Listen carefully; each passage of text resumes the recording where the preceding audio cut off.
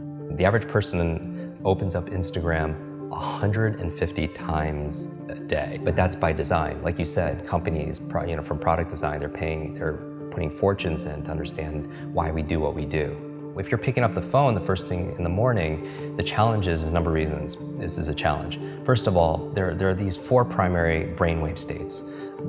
Beta is what you and I are in right now, we're awake. Delta is when you're fast asleep. In between those 2 states, theta and alpha, are extremely important brainwave states for learning. So theta is the state right in and out of sleep. Theta is the state that we call creativity. When you are your most creative, usually it's coming because you're in this theta state. And you know this, when you're in and out of sleep, or you're close to you're so deep, your mind goes and you come up with ideas. You know what puts you in a theta state? Are showers. Oh, really? You ever notice when you're in the shower, you come up with some of your best ideas because you're in that brainwave state. So a big part of my work is taking the invisible and making it visible. When I do these demonstrations, I always tell people that I do it because I want you to see that there's a method behind the magic. That when somebody does something that's extraordinary, in athletics, in education, in technology, with the human body, there's always a trail, because genius leaves clues. Above theta, though, is the state called alpha, right below beta, where you're most aware and awake. Alpha is a state of learning, accelerated learning. It's a state of relaxed awareness. This is a state we go into when we meditate, because your critical mind is set aside and you just absorb information unconsciously. You know what puts you into an alpha state? Television. You ever notice that if somebody's watching the game or somebody's watching their favorite TV show and you're trying to have a conversation with them and they literally are in trance, they don't hear you because of television programming, which might be an interesting word, programming and putting people into a trance. But that's the alpha state. That's where information is just going inside your mind. So we train people how to learn languages faster and learn facts better by putting them into an alpha state, a relaxed state of awareness. And we can do that by design. And people don't realize this. And this is the whole thing. I really think this should have been taught back in school, because school was a great place to learn what to learn. Math, history, science, Spanish, important subjects on what to learn. But how many classes were on how to learn? Does that even exist these days? No, that's what I'm saying. How many classes were on how to think critically, how to make good decisions, how to solve problems, how to focus and concentrate, how to read faster, how to remember more, right? They teach you 3 R's in school: reading, writing, arithmetic. But what about remembering? What about recall? What about retention? Right? Socrates says there is no learning without remembering. And that's really the basis of it all. But I would say that knowing you're in this alpha theta state first thing in the morning, you're very suggestible, right? And if the first thing you're picking up is your phone, then that really is rewiring our brain for 2 things. The dangers. That's going to really decrease your level of productivity and performance. Number 1 is training you to be distracted. And we talked about that. Every like, share, comment, everything is just making you just pay attention to everything else and rewiring your brain. So when you're having a conversation with somebody, you can't even focus because you've trained your brain to do otherwise. And that's why mindfulness is so important, whether it's meditation or something else, because it's not that I don't meditate every single day just to be at peace and be in the Zen state. I do it because it's a mental exercise. It improves my cognitive capabilities, meaning that when my mind goes somewhere else, that's the opportunity. Because when I pull it back with my breath or visualization, I built that muscle. Because here's really the basis of my work is really about taking nouns and turning them into verbs. So what do I mean by that? It's like so many people, they wake up and say, oh, I hope I have energy today, or I have motivation today, things that they have, right? I have creativity so I can write today or make videos, or I have memory, or I have focus or concentration. Those aren't things you have, those are things you do. And so you don't have love, you do loving things. You don't have energy, you do things that give you energy. Just like that applies, same thing with learning. You don't have focus, there's a process for doing focus. You don't have a memory, there's steps to improve your memory or to remember things better. Creativity is not something you have, there's actually a process for creativity.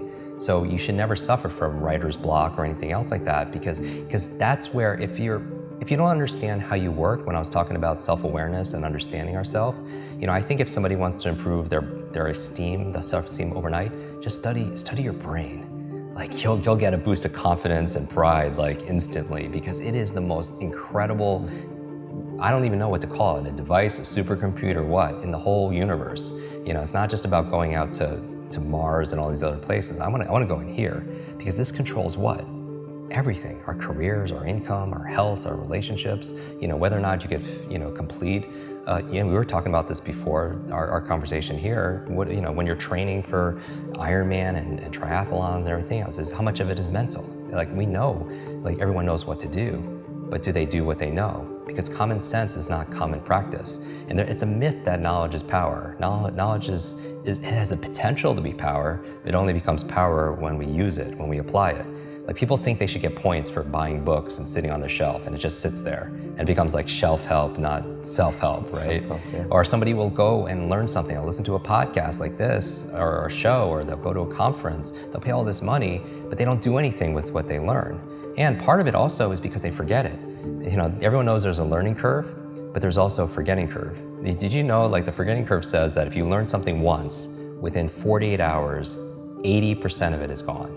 80%. So you listen to a show, you watch something on YouTube, you go to a conference, you read a book, within 2 days, the majority of it is gone, because nobody trains us how to have. That's why memory is so important. You know, and so the first thing, don't touch your phone, because it's training you to be distracted. But the second thing that's worse is it's training you, rewiring your brain to be reactive.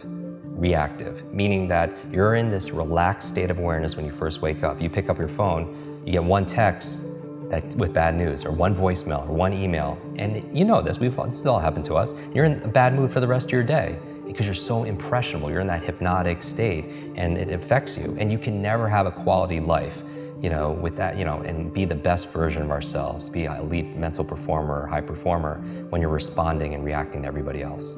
You know, my friend Brendan Burchard says, an inbox is nothing but a convenient organizational system for other people's agenda for your life. And how can you have vision for your life? Like, for me, the night before, like, I did a whole episode on my morning routine, like 10 things I do every morning to jumpstart my brain. And I also have an evening 1 hour routine to get into sleep, to maximize my sleep. Sleep is so very important to be able to do. But one of the processes I do, besides, you know, blackout curtains and cold and temperatures and breath and stuff, meditation, is I don't touch a screen, right? Because it creates blue light. And most people should know this. The screen on your laptop, your phone, everything else emits this blue light, which inhibits the melatonin production, which helps you to relax and go to sleep. So no screens. But the other thing I do is I write down the 3 things I want to accomplish the next day personally, and the other 3 are professionally. So now when I wake up, I have a vision for my life. Like, this is a win today if I just get these 3 things done personally and 3 things professionally. And then when it comes to my phone, I don't touch my phone until I get at least 1 thing done. And that's my test. You know, if I could just do that. And it's not always perfect, you know, but it's about progress, right? Because practice makes progress, right? And there's never going to be a perfect. And I think people need to find what works for them. But I would say, again, to step out is don't trust yourself as the expert instead of somebody else, and test it. You know, maybe for 1 week, keep your phone outside your bedroom for just 1 week, and don't touch it for the first hour a day, and spend the first hour a day being a thermostat, not a thermometer. Because a thermometer, what's a function? It reacts to the environment. And that's a kind of crappy way to like live. Not that we do react to the environment. We react to the weather, right? We react to how clients treat us. We react, but to the degree we're happy is that we have the locus, the location of control inside, right? All the studies show that the happiest people are the ones that feel like they have the control over their happiness, and not put it to somebody else, a person or a place or something going on in the economy or politics or anything, right? So a thermometer reacts to the environment, but a thermostat is different. What does that function? It sets the environment. It sets a goal, it sets a temperature, and then the environment raises to it. And so I feel like anyone who's attracted to your work or to mine, they're thermostats, because they have a growth mindset. Because if they thought things were fixed, they wouldn't watch something like this, because what's the point? It's just all predestined and it's set.